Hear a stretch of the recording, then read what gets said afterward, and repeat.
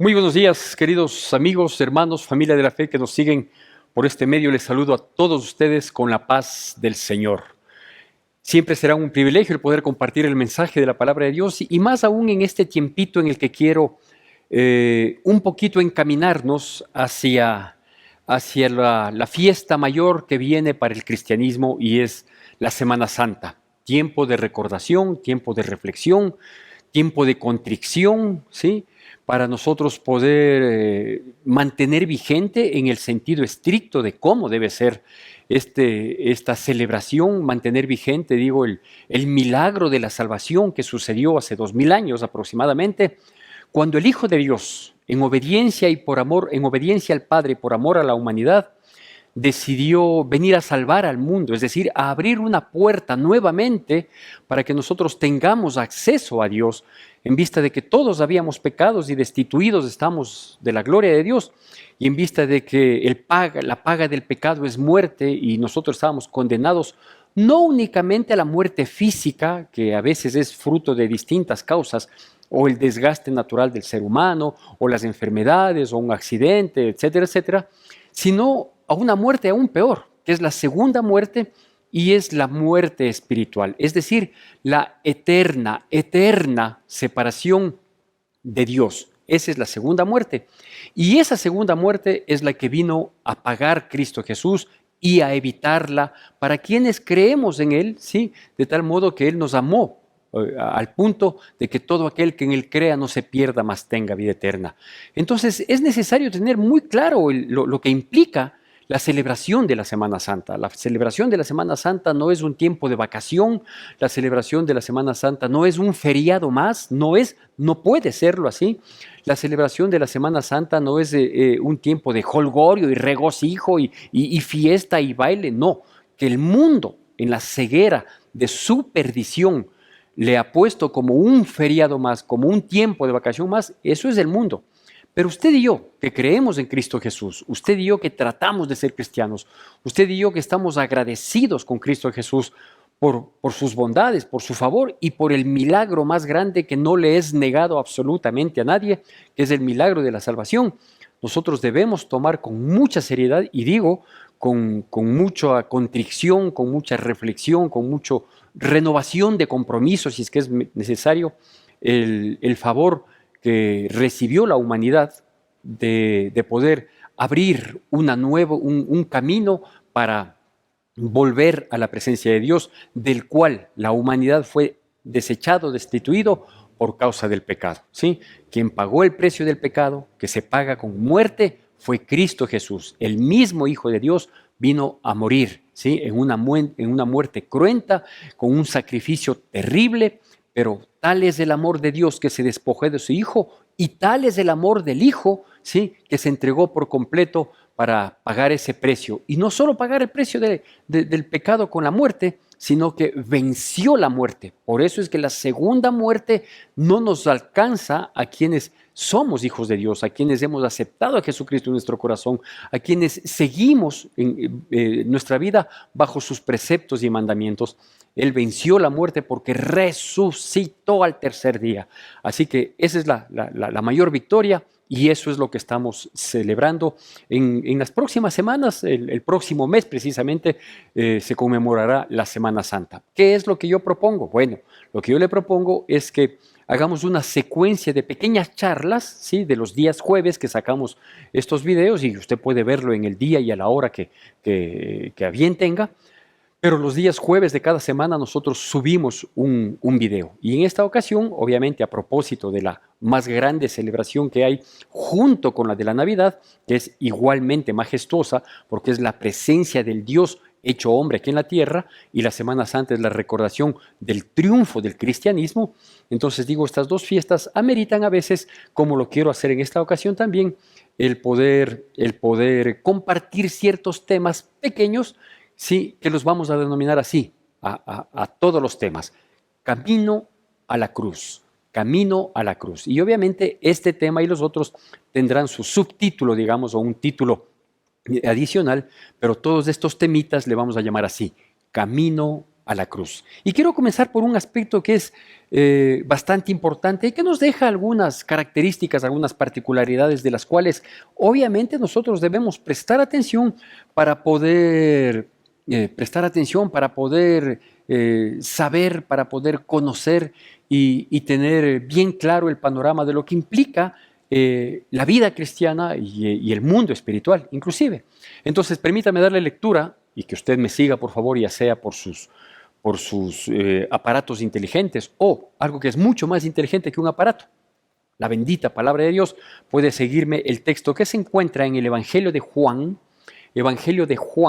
capítulo 13, Evangelio de Juan, capítulo 13, versículos del 1 al 5. Juan, capítulo 13, versículos del 1 al 5. Hago yo la lectura y le pido por favor que usted siga con atención y con la debida reverencia a la palabra de Dios. Dice así, Juan 13, del 1 al 5. Antes de la fiesta de la Pascua, sabiendo Jesús que su hora había llegado para que pasase de este mundo al Padre, como había amado a los suyos y que estaba en el mundo, los amó hasta el fin. Y cuando cenaban, como el diablo ya había puesto en el corazón de Judas Iscariote, hijo de Simón, que le entregase, sabiendo Jesús que el Padre le había dado todas las cosas en las manos y que había salido de Dios y a Dios iba, se levantó de la cena y se quitó su manto y tomando una toalla se la ciñó. Luego puso agua en el hebrillo y comenzó a lavar los pies de los discípulos y a enjugarlos con la toalla que estaba ceñido. Bueno, esta pequeña porción, apenas 5 versículos de la palabra de Dios, nos muestran algunas particularidades del resumen de su vida ministerial al final de su caminar aquí en la tierra, previo al triunfo que nos fue dado en la cruz, porque se estaba pagando el precio, pero el sepulcro vacío selló contundentemente esa victoria al vencer la muerte, resucitando al tercer día. Bueno, este es un acontecimiento que tiene, por decirlo de alguna manera, emociones encontradas. ¿Por qué? Porque, por un lado, es el inicio de la vida ministerial o el inicio del fin de la vida ministerial de Cristo Jesús. Es el inicio de la recta final de la victoria del cristianismo, ¿sí? En el que Jesús había ya comenzado a anunciar de manera reiterada, repetitiva, la necesidad de que se cumpla lo establecido en las Escrituras, lo que había sido dicho por los profetas miles de años atrás, ¿sí? O cientos de años atrás, y que Él iba a demostrar no solo que era el Hijo de Dios por el cumplimiento de esas profecías en la persona de Cristo Jesús, sino que Él iba a demostrar el amor que tenía para los suyos. ¿Quiénes son los suyos? Los suyos son dos grupos de personas, digamos. El gran grupo de los suyos es toda la humanidad. Toda la humanidad le pertenecemos porque todos fuimos engendrados, todos fuimos nacidos, todos fuimos creados en las manos de Dios. Toda la humanidad, ¿sí? Dios hizo un primer hombre, una primera mujer, hizo una primera generación, ¿sí? Y de ahí venimos todos. Entonces, todos somos creación de Dios y por ser su creación somos suyos, le pertenecemos. Pero ¿a quiénes se refiere aquí? Que es el otro subgrupo, llamémoslo así. Los suyos son exactamente parte de este conglomerado total, general de la humanidad, que le pertenecemos porque somos creación suya y que hemos decidido, ¿sí?, aceptar la invitación gloriosa que nos hizo nuestro Señor Jesucristo para que nosotros podamos volver a ser llamados y tener la potestad de ser llamados hijos de Dios. ¿Por qué?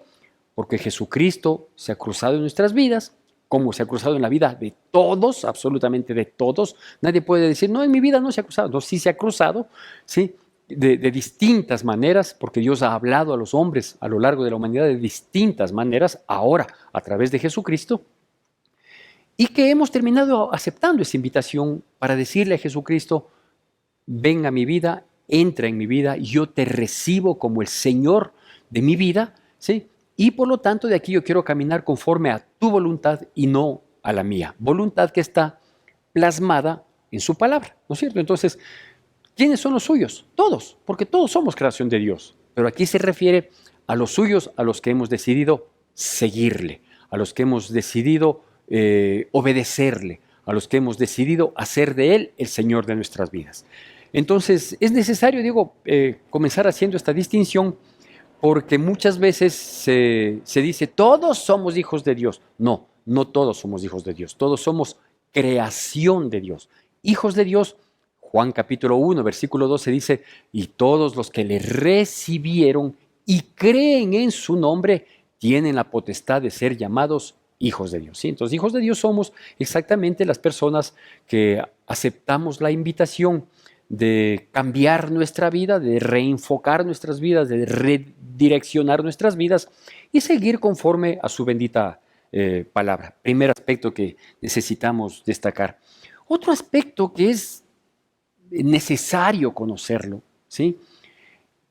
Es que quienes vivimos en este mundo, en cualquier época de la existencia de la humanidad, estamos constante y permanentemente expuestos a que el mal dirija nuestras vidas, ¿sí? Y creo que el resultado que hoy encontramos a nivel social, a nivel familiar, a nivel individual, refleja eso, ¿sí? La maldad, la perversidad, la violencia, la corrupción, la inmoralidad, demuestra, y la defensa de esos, de esos preceptos que tiene la perversidad y la maldad, creo que es más que suficiente prueba para demostrar que hay una fuerza malvada, una fuerza perversa que es la del diablo, ¿sí? Y aquí lo reitera la palabra de Dios. Dice que como ya había puesto en el corazón de Judas Iscariote, hijo de Simón, el que le entregase a Jesús, ¿no es cierto? Entonces, ¿qué pasó? Judas Iscariote no solo que era una persona en este mundo, que digo, estamos todos expuestos a esta situación, sino que inclusive fue una persona cercana a Jesucristo. Fue uno de los 12, alguien que caminó junto con el Señor. Y al caminar junto con el Señor, Judas vio sus milagros, sus prodigios, sus señales, su manifestación como hijo de Dios. Pero también escuchó sus grandes enseñanzas porque era parte de los 12 cercanos de Cristo Jesús. Y aún siendo tan cercano, aún teniendo ese privilegio de estar tan ligado a Jesucristo, mire lo que pasó. Un descuido, un corazón no íntegro, un caminar a medias, un compromiso mediano, yo no sé qué pasó, ¿sí?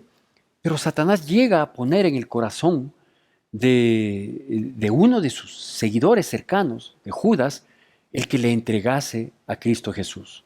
Claro que esto estaba escrito, el Salmo 32 así lo manifiesta, estaba escrito que uno le habría de entregar, pero no necesariamente tenía que ser Judas.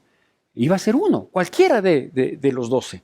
Pero él, sus condiciones de vida, su corazón, su falta de entrega, yo qué sé, ¿sí?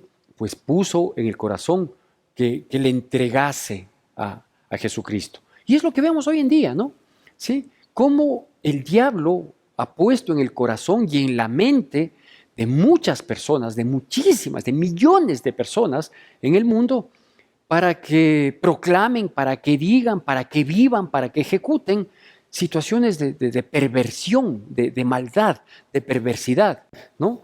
En los últimos días escuché a un pastor a quien yo le sigo en redes sociales, porque a través de él recibo no solo enseñanza, yo también, para poder dar tengo que recibir, sino que también recibo noticias cristianas, ¿sí? Y escuchaba, por ejemplo, que en un estado de los Estados Unidos, no recuerdo el nombre, pero esto fue días atrás de lo que sale esta prédica, que un estado había decretado que no se acepta que los médicos de ese estado puedan prestarse para hacer cambios de género en las personas menores de edad, ¿sí? Sino que, bueno, ya cuando superen la mayoría de edad, la que esté establecida de acuerdo a esas leyes, entonces podrán decidir y ahí podrán acudir a un médico para hacer esta degeneración en la que ha caído el mundo, ¿sí? Que es dejar que cada quien escoja su género, dejar que cada quien escoja qué quiere ser. Hoy quiero ser hombre, mañana quiero ser mujer, pasado mañana quiero ser ambos, quiero ser múltiple, quiero ser poli, quiero ser... O sea, es mayor satanismo no hay que ese tipo de situaciones, como hay muchos otros aspectos, ¿sí? Y este Estado pues resolvió con sus representantes no permitir que personas menores de edad puedan tomar esa decisión y por lo tanto los médicos que se prestaran a realizar este tipo de operaciones o qué sé yo, ¿sí? Serán sancionados inclusive hasta con 10 años de cárcel. ¿Sabe qué pasó inmediatamente después de darse a conocer esta actitud que termina siendo buena, aunque no totalmente buena?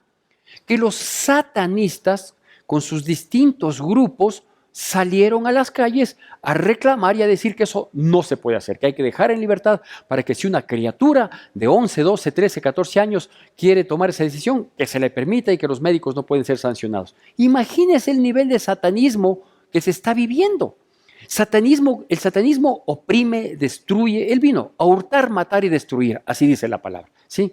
Entonces también hay satanismo financiero, por ejemplo, ¿sí? Cuando potencias económicas, llámense naciones, llámense empresas, llámense personas, que son potencias económicas, oprimen, injustamente acaban, merman y se aprovechan de quienes tienen menos. También es satanismo eso, ¿sí? Es decir, no pensemos que satanismo solo es un brujo, es un hechicero, es alguna cosa así. No, no, el satanismo está haciendo de las suyas, ¿sí?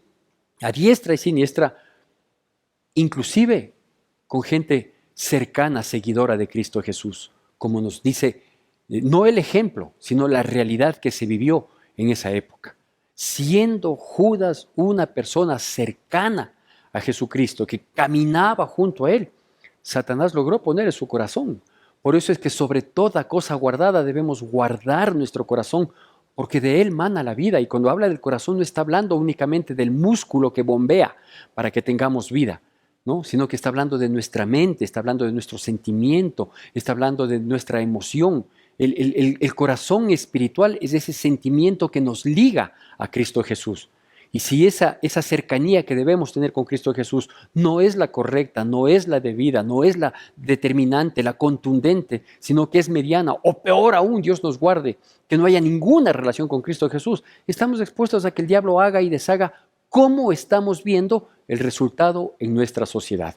Así que aquí dice, ¿sí?, que Satanás, que el diablo había ya puesto, es decir, de antemano, vino trabajando en el corazón para que eso suceda. ¿Por qué gente que parece inteligente, gente triunfadora en otros ámbitos, gente exitosa en algunos aspectos, académicos, profesionales, económicos, empresariales, sí, terminan pecando y terminan cayendo terriblemente en aspectos que les terminan destruyendo a ellos y en muchos de los casos a los suyos? Artistas con mucha fama, con mucho dinero, que parecería ser todo lo que necesitan para ser felices y mueren sepultados en una droga. ¿Sí? Porque Satanás pone en los corazones de ellos, porque a pesar del éxito que tengan en tal o cual situación, ¿sí?, si no hay relación con Dios, están condenados a la destrucción.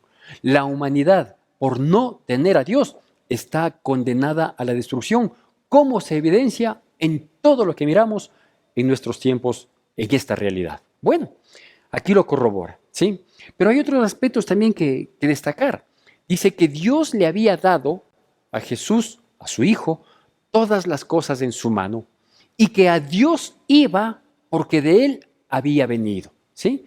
Esto confirma primero que Jesucristo es Dios, ¿sí? Que Él vino del Padre y al Padre volvía, que Él estuvo un día con el Padre en su trono y salió de su trono, se despojó de su condición de Dios, no se aferró a esa condición, sino que se humilló a la condición de hombre y siendo hombre fue obediente hasta la muerte y muerte de cruz, ¿no es cierto?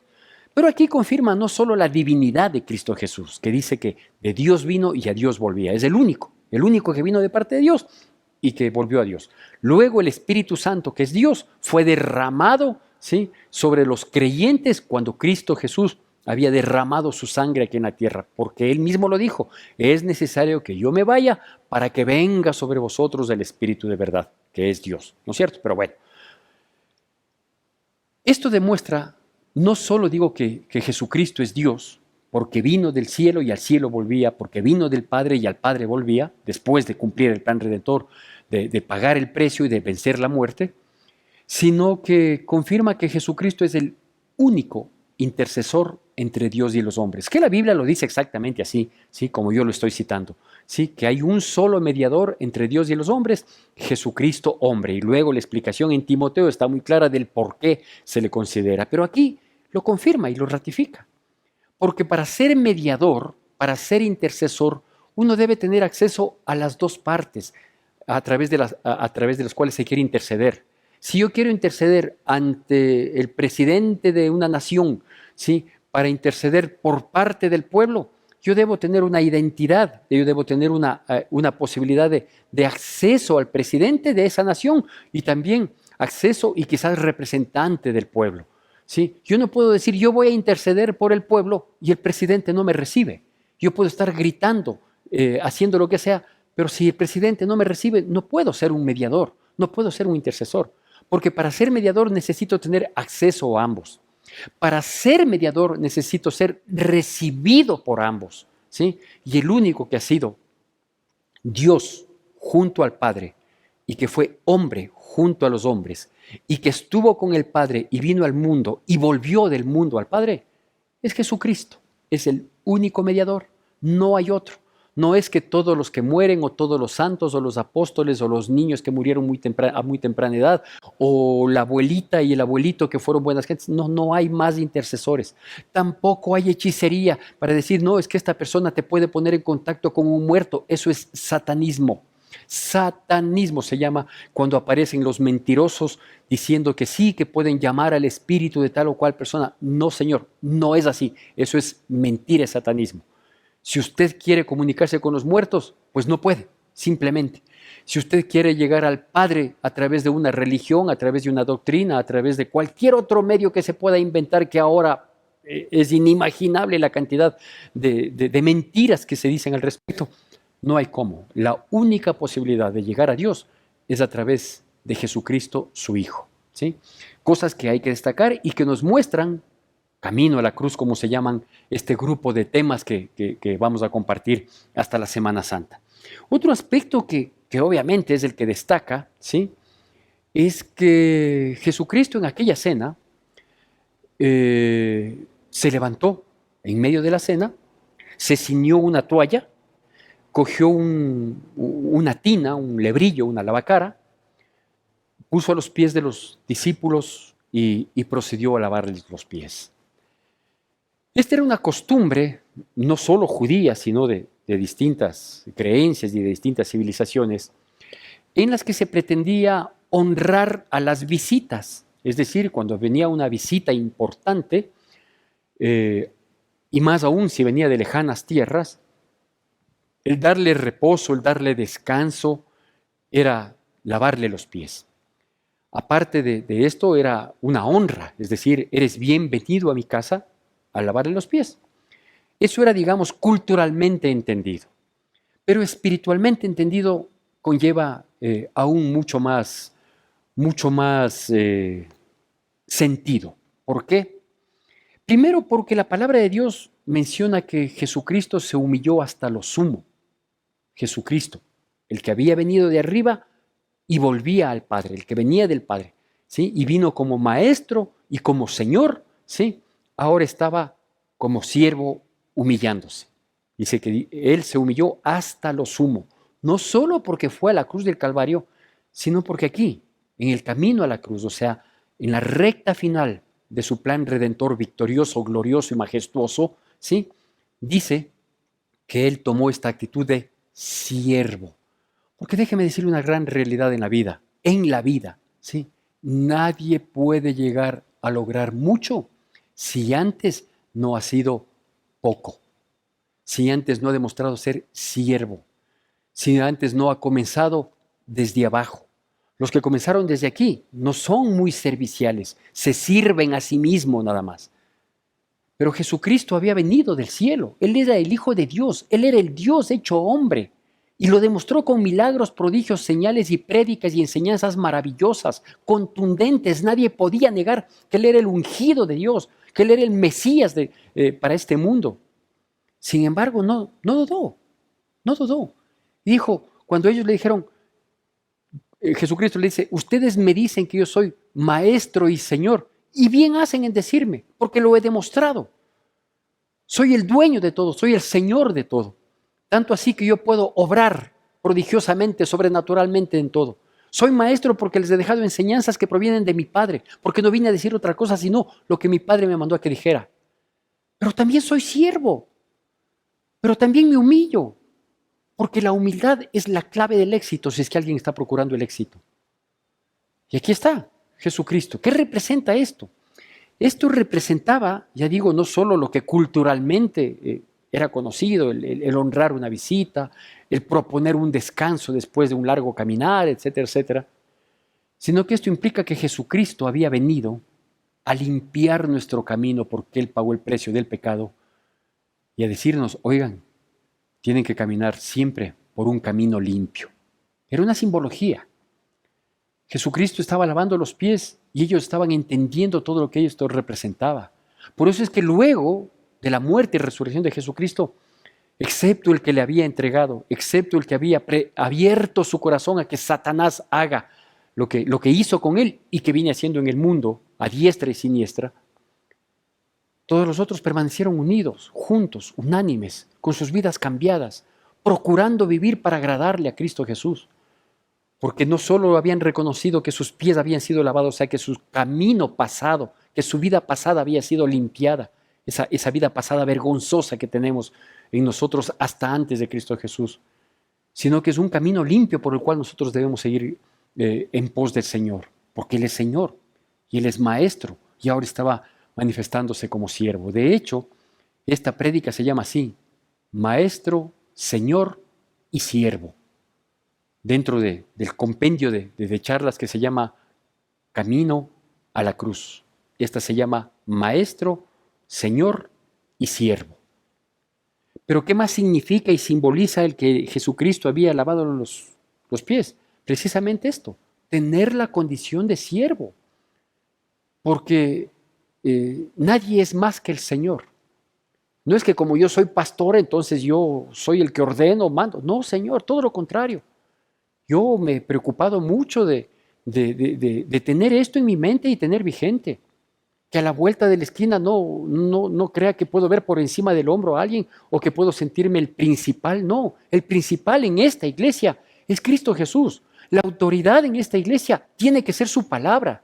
Yo apenas soy un siervo. Y soy siervo de mi Señor y por lo tanto siervo de los miembros de la iglesia. ¿De dónde saco esto? De que mi Señor me demostró que Él es siervo, que Él siendo maestro y Señor, no dudó en ser siervo y ocupar esa condición que termina siendo de privilegio y de bendición. Y por último, deja una recomendación para quienes somos cristianos, para quienes somos siervos de Dios.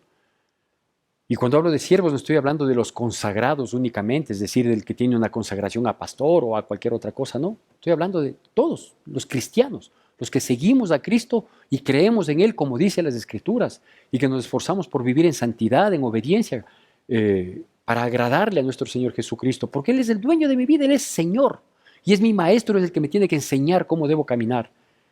A veces contrariando mi voluntad, mi necedad, mi humanidad, pero Él es mi maestro. Y ahora me está enseñando cómo tiene que ser como siervo. Digo, y por último, el lavamiento de los pies de los discípulos también es una recomendación que lo dijo aquí. Así tienen que hacer ustedes los unos con los otros. De tal manera que si Dios al lavarnos los pies nos estaba diciendo, tienen que caminar por un camino limpio, si es que alguien de pronto mancha su caminar, si es que alguien le salpica el pecado, si es que alguien a lo mejor cae y cayó en la inmundicia del pecado, pues dice que nos ayudemos los unos a los otros, que nos levantemos, que no le juzguemos, que no le critiquemos, que no le señalemos, que no le apartemos. Hay que levantarle, hay que ayudar, porque que Dios nos guarde. ¿Quién dice que de aquí en adelante no va a fallar? Yo no me atrevo a levantar la mano. Yo solo suplico misericordia de Dios para poder sostenerme en los caminos y tratar de serle agradable a Él y por lo tanto luz en este mundo. Estas enseñanzas, estas particularidades, este entendimiento es el que necesitamos saber del camino a la cruz. Continuaremos en los videos que subimos los días jueves para tener un mejor entendimiento y que nuestro corazoncito se vaya preparando para exaltar, glorificar el nombre de nuestro Señor Jesucristo, no solo por todo lo recibido, por sus bondades, por su favor, por su misericordia cotidiana, diaria, por sus miles de milagros que permiten que nosotros podamos seguir teniendo vida y vida en abundancia, sino por habernos rescatado del, de la eternidad de sufrimiento, de una condenación eterna, cuando hoy, por la cruz, por el sepulcro vacío, por la cruz vacía, por la muerte y resurrección de mi Señor Jesucristo, una persona como yo, un gusano y una cucaracha, hoy tiene acceso a la vida eterna junto a Dios. ¿Sabe por qué? Porque hubo quien nos amó, porque Él amó a los suyos y los amó hasta el fin. Que Dios bendiga poderosamente nuestras vidas en Cristo Jesús.